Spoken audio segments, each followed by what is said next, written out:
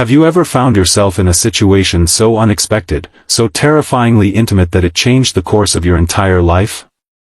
That's exactly what happened to me last December when a blizzard turned my simple business trip into the most transformative night of my life. If you've ever wondered what happens when workplace boundaries collapse under the weight of real human connection, stay with me until the end of this story. Trust me, you won't see the twist coming. If you're enjoying this journey, please hit that like button and subscribe to hear more stories that remind us how life's biggest challenges often bring its greatest gifts. The snowflake started innocently enough that Friday afternoon. Small, delicate crystals dancing outside the conference room window as I finished my presentation. My boss, Gabriel Winters, sat at the head of the table, his steel-gray eyes revealing nothing as I concluded my quarterly report. "Adequate work, Ms. Parker, though I expected more comprehensive market analysis," he said, gathering his papers without looking up. Typical Gabriel, impossible to please, devastating to disappoint. At 38, Gabriel had earned his reputation as the most brilliant marketing strategist in the industry, as well as the coldest. His standards were impossibly high, his feedback cutting, and his demeanor distant. Yet the entire office endured his intensity because his genius was undeniable. That, and the fact that beneath his icy exterior and tailored suits was a man whose mere presence commanded every room he entered. What the others didn't know, what only I knew from handling his schedule for 2 years, was that behind that intimidating facade was a single father who rearranged multi-million-dollar meetings to attend his daughter Lily's school plays. A man who kept her artwork in a drawer he thought no one knew about. "The storm's picking up," said Marcus from accounting, peering out the window. "They're saying it might be the worst blizzard in 30 years. Gabriel frowned, checking his watch. "Then we should leave now." Meeting adjourned. By the time we reached the hotel lobby, the snowfall had transformed into a howling monster. The roads were already closed, the airport shut down, and our business retreat had become an unexpected extended stay. "I'm sorry, sir, we only have one room left," the apologetic hotel manager informed Gabriel as I stood nearby, pretending not to eavesdrop. "With the storm, everyone's stranded. It's either share the remaining suite or try to make it to another hotel." I watched Gabriel's jaw clench, his fingers tightening around his phone. I knew he was thinking about Lily, who was staying with his mother for the weekend. I could see the calculations running behind his eyes, the danger of attempting to travel versus the discomfort of inappropriate accommodations. "Ms. Parker," he called, his voice tight. "It appears we have a situation." That situation led us to room 718, a beautiful suite with a stunning view of the mountains, a comfortable sitting area, a small kitchenette, and one king-sized bed. One single bed. "I'll take the sofa," he said immediately, dropping his bag by the door. "Don't be ridiculous," I replied, summoning courage I didn't know I possessed. "You're 6'2". I'm 5'4". Basic logistics suggest I should take the couch. Something flickered across his face, surprise, perhaps, that I'd challenged him. In 2 years as his assistant, I'd been efficient, professional, and largely invisible. This was the first time I'd directly contradicted him.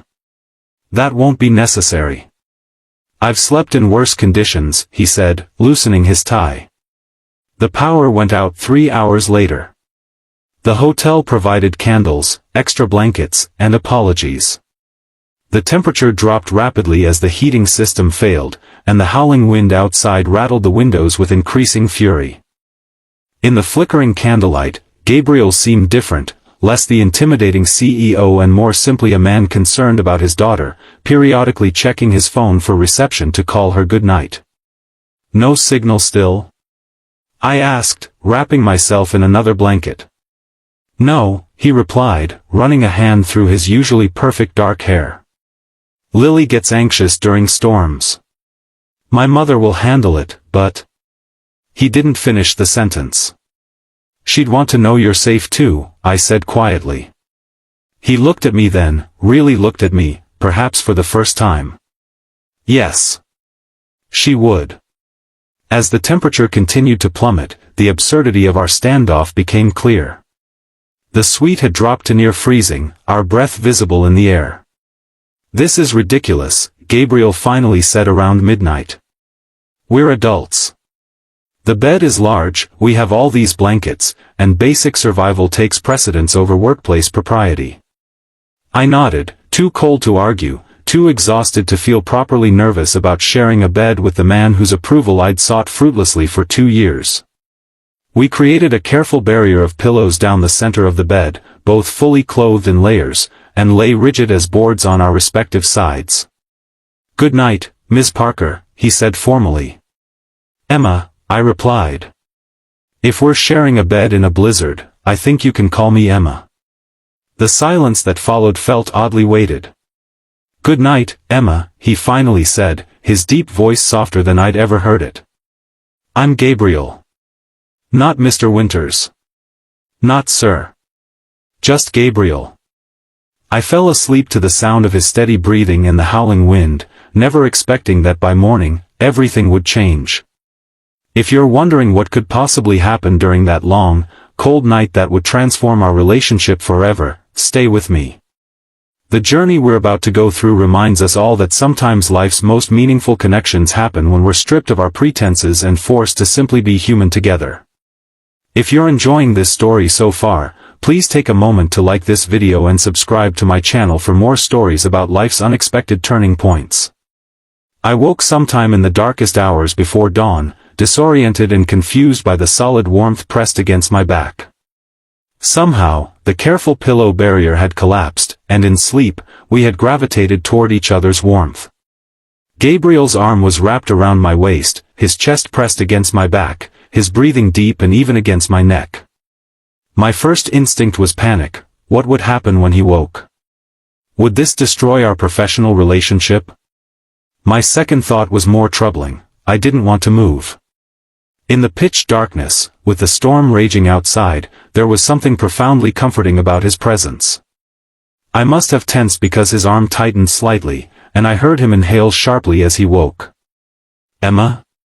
His voice was rough with sleep, confused. "I'm sorry," I whispered. "The pillows." "Don't apologize," he interrupted, not moving his arm. "It's freezing. This is practical." Practical. Such a Gabriel word. Yet he made no move to restore the barrier between us, and I didn't suggest it. We lay there in silence, both pretending this was merely about survival while something far more complicated hung in the air between us. "Tell me about Lily," I said finally, because the silence felt too dangerous. His body relaxed slightly at the mention of his daughter.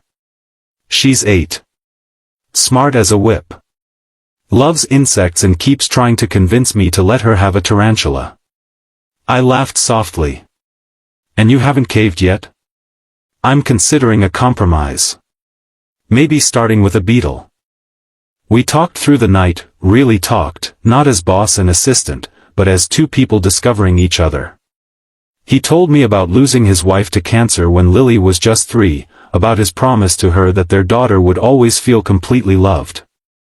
I shared my own story, my parents' messy divorce, my struggles through college, my dreams of eventually starting my own marketing consultancy.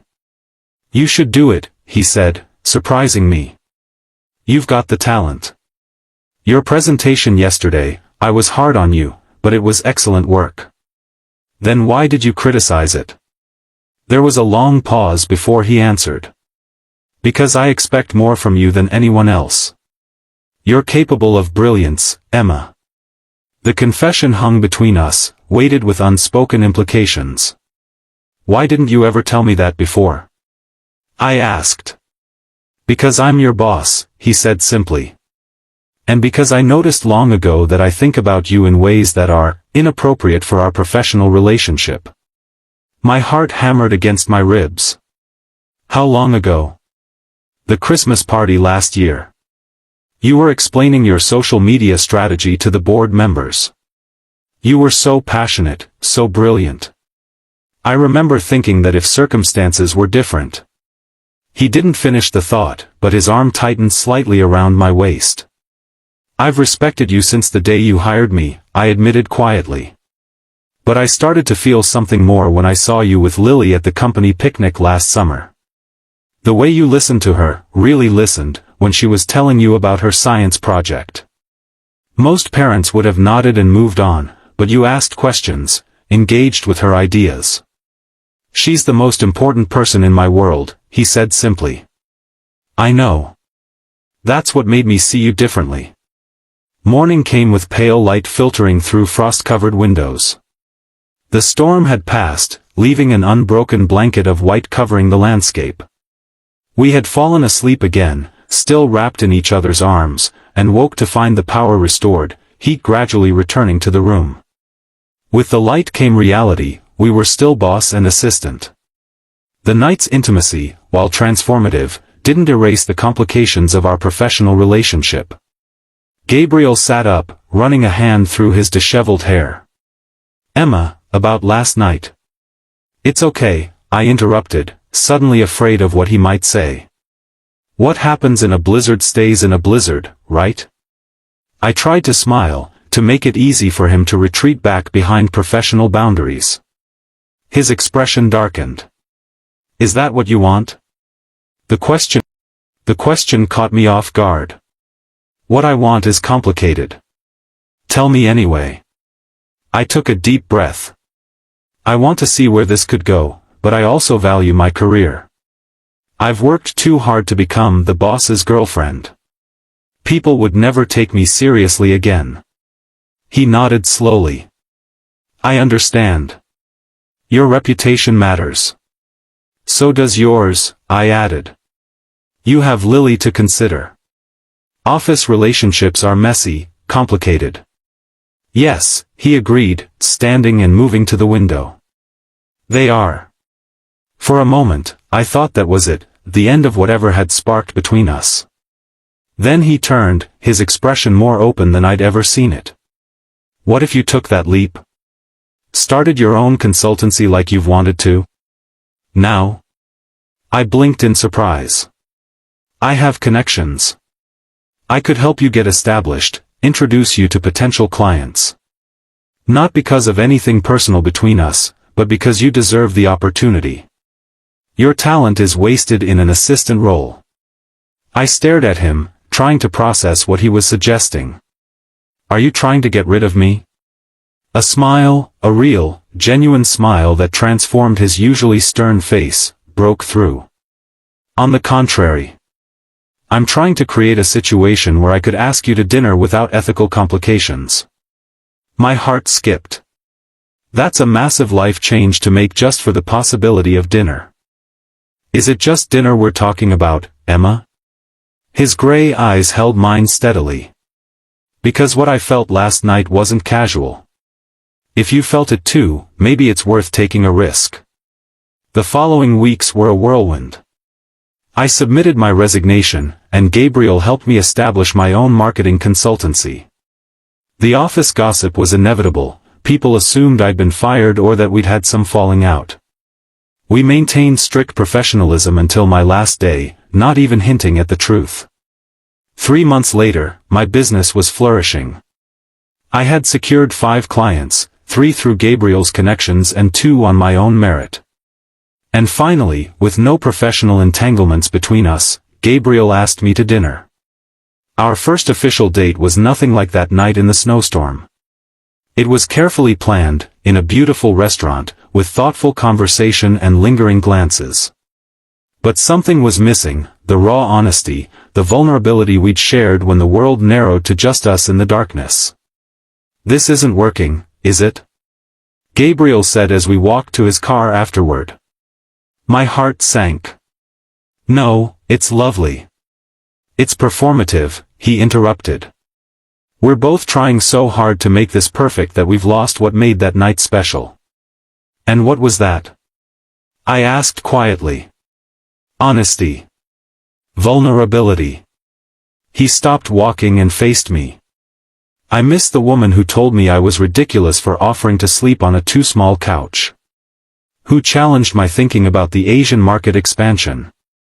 Who made me laugh at 3 in the morning talking about her disastrous first marketing job. I smiled, relief washing through me.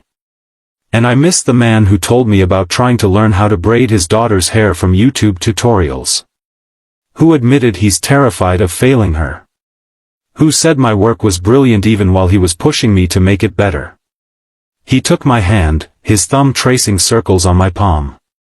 What if we start over? Not as boss and assistant pretending we don't feel anything. Not as carefully polished versions of ourselves on a proper date. Just as Gabriel and Emma. I'd like that, I said. Where do we start? He glanced up at the sky, where snow had begun to fall again, gentle flakes nothing like the blizzard that had thrown us together. We could start by taking Lily for hot chocolate. She's been asking to meet you properly. No pressure, just hot chocolate and getting to know each other. The mention of his daughter, including her in this fragile new beginning, told me more about his intentions than any words could have. This wasn't casual for him. This was him opening the door to his real life, his whole heart. Meeting Lily properly wasn't the awkward encounter I'd feared. She remembered me from office events and immediately launched into showing me her collection of interesting rocks she'd brought along in her backpack. Gabriel watched us with an expression I couldn't quite read, something between joy and terror. Daddy talks about you all the time, Lily informed me, chocolate mustache adorning her upper lip. Even before you stopped working for him. Gabriel nearly choked on his coffee. Lily. It's true, she insisted. You said Emma was the smartest person at your company and that she should be running her own business. I raised an eyebrow at Gabriel, whose cheeks had flushed slightly. Is that so? I might have mentioned your capabilities once or twice, he admitted. Like every night at dinner, Lily added helpfully. That afternoon with Lily broke the last of the awkwardness between us. From there, our relationship evolved naturally. I joined them for movie nights and Sunday hikes. Gabriel attended my client pitch presentations, sitting proudly in the back row. We built something real, something based on mutual respect and genuine care. 6 months after the snowstorm, Gabriel invited me to dinner at his home after Lily had gone to bed. He seemed nervous, arranging and rearranging the silverware until I placed my hand over his. What's going on? You're making me nervous. He took a deep breath. I need to ask you something important. My heart thundered in my chest, wondering if this was heading where I thought it might be. My lease is up next month, he said, surprising me. Oh, I replied, trying to hide my disappointment. Are you looking for a new place? I'm considering it. The thing is, Lily's school district is important, and there's not much available nearby. He paused, then added, except, coincidentally, the house right next door to yours. I blinked, processing this. The Victorian with the wraparound porch? That's for sale? It is, he confirmed. And before I make any decisions, I wanted to make sure you'd be comfortable with us being neighbors. It would mean seeing each other, more frequently. How frequently are we talking about? I asked, a smile tugging at my lips. That depends, he said, reaching across the table to take my hand. On how you feel about the prospect of building something permanent together. Not immediately, but eventually. If this continues moving in the direction it has been. My heart swelled. Are you asking me if I see a future with you and Lily? I am. His gray eyes, once so cold and intimidating, now looked at me with vulnerable hope. Because I do, Emma. I see it very clearly. I do too, I whispered. But are you sure? Your world has been just you and Lily for so long. That night in the snowstorm, he said quietly, when everything was stripped away, titles, professional boundaries, pretenses, I found something I thought was lost to me forever.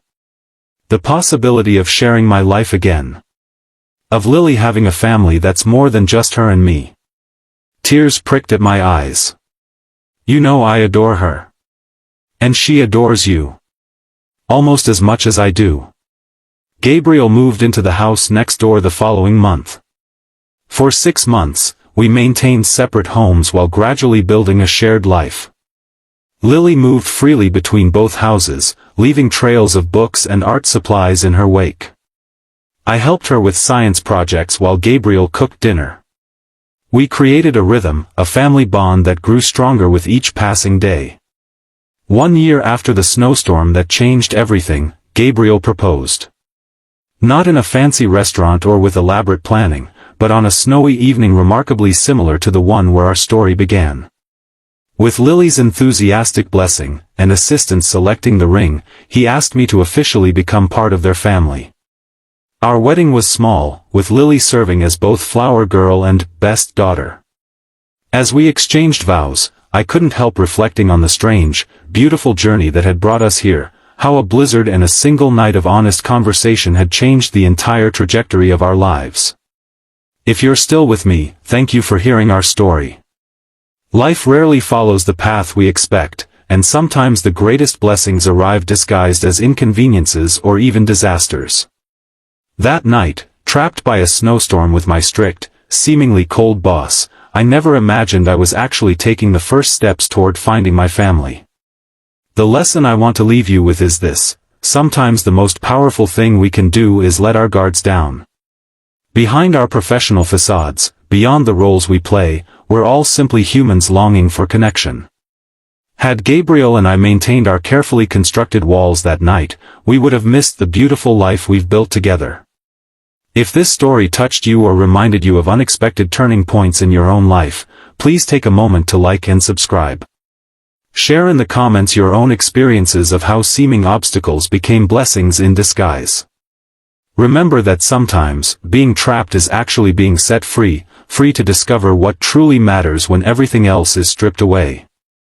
Thank you for being part of our journey. Until next time, keep your heart open to the unexpected.